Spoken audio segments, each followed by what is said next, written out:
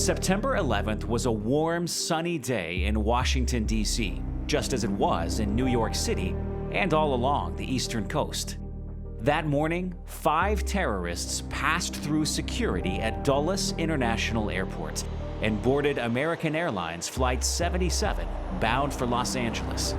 At 8:20 a.m., the Boeing 757 took off with 64 people on board, a crew of 6 plus 58 passengers, including the hijackers. The last radio communication with Flight 77 occurred about 30 minutes later. It seems the hijackers made their move and took control of the plane somewhere over eastern Kentucky. With one hijacker as pilot, the other 4 kept guard over the passengers.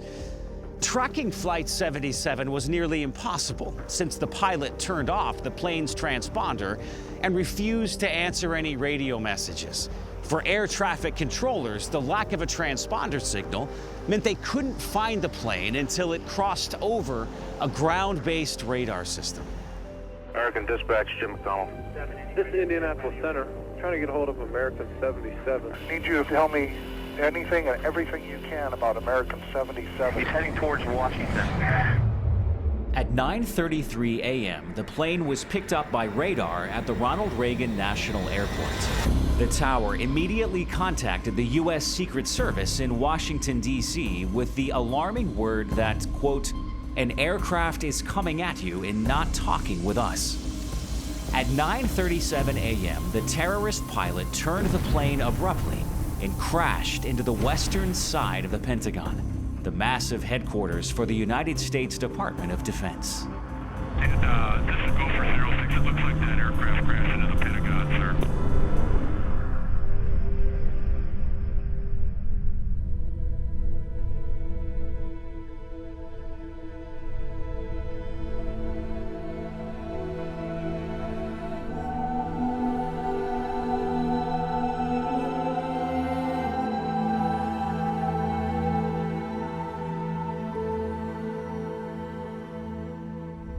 "184 lives were lost at the Pentagon that day. They were men, women, and children.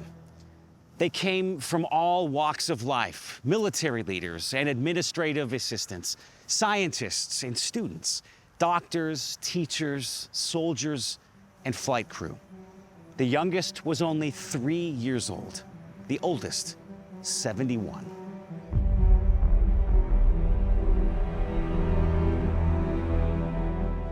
While the act was horrific and all the losses on that day were devastating, structural analysis revealed that the death toll at the Pentagon could have been much worse if not for some critical engineering decisions made 60 years earlier. Ironically, construction of the Pentagon began on September 11, 1941. America was close to entering World War II, and President Franklin D. Roosevelt knew the country needed a home base for widespread military operations. Wartime urgency allowed the Pentagon to be completed in record time, just 16 months, using 15,000 construction workers. Since steel was rationed for the war effort, the Pentagon was built almost entirely of reinforced concrete, including 41,000 concrete pilings and concrete ramps instead of stairs connecting the building's 5 floors. Completed in 1943, the Pentagon remains the largest low-rise office building in the world, with 6.5 million square feet that can hold up to 26,000 employees.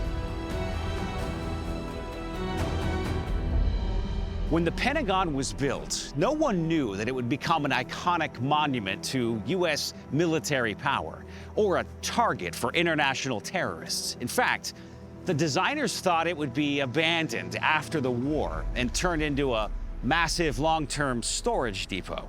Therefore, the U.S. Army Corps of Engineers added excess strength and structural support that would end up saving hundreds and potentially thousands of lives on 9/11. Today, the National 9/11 Memorial on the grounds of the rebuilt Pentagon captures the moment on September 11, 2001, when 184 lives were lost in a tragic act of jihadist terrorism. Each victim is represented by a memorial bench listing their age and location at the time of the attack. The benches are arranged to show those who were on board American Airlines Flight 77 and those who were in the Pentagon that day. Each bench also has its own pool of water that reflects lights in the evenings. An inscription at the Pentagon Memorial reads, "We claim this ground in remembrance of the events of September 11th, 2001, to honor the 184 people whose lives were lost, their families, and all who sacrifice that we may live in freedom. We will never forget."